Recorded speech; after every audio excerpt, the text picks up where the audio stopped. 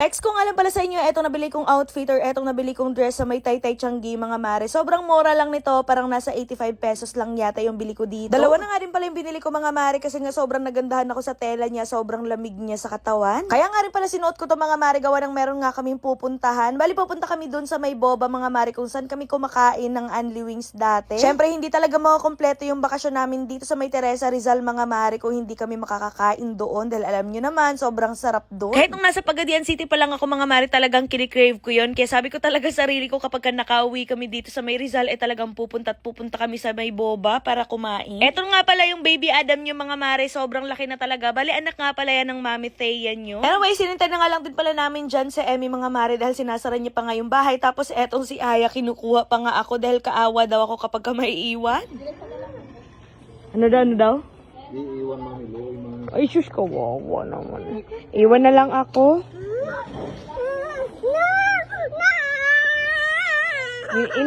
Hindi iiwan ni Aya si Mami? Hindi iwan?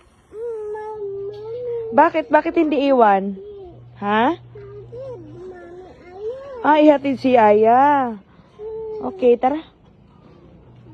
Malapit nga lang din pala yung boba dito sa bahay namin mga mari, walking distance lang, kaya ayan naglakad na nga lang din pala kami. Grabe, sobrang namiss ko rin talaga dito mga mari, at kung matagal ko na nga kayong followers, alam niyo talaga na dito kami pupunta kapag ka nagka-crave kami sa fried chicken. Sobrang sasarap kasi talaga ng mga pagkain nila dito mga mari, ewan ko ba? Ha? Rice? You want rice?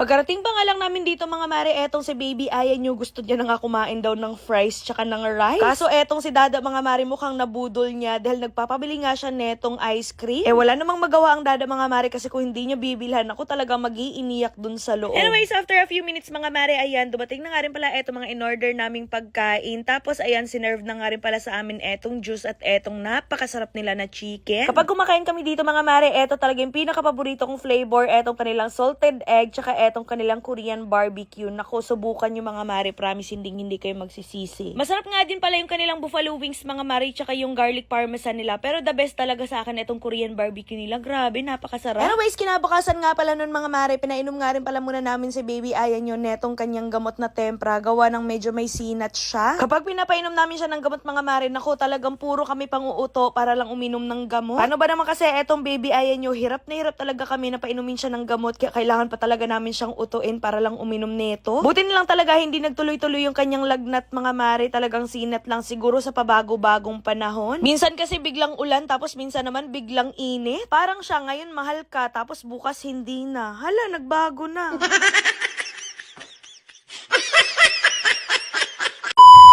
Oops, wag nyo na muna escape itong video na to dahil sa video nga na to, tuturuan ko kayo kung paano manalo at maglaro dito sa may Apaldo. So dito sa may Apaldo guys, napakaraming yung nga palang games na pwedeng pagpilian.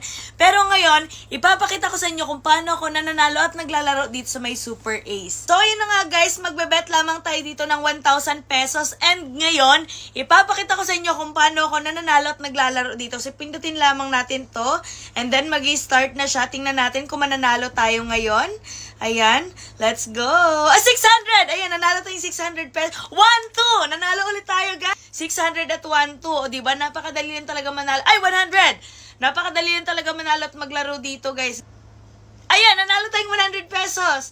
600 ulit!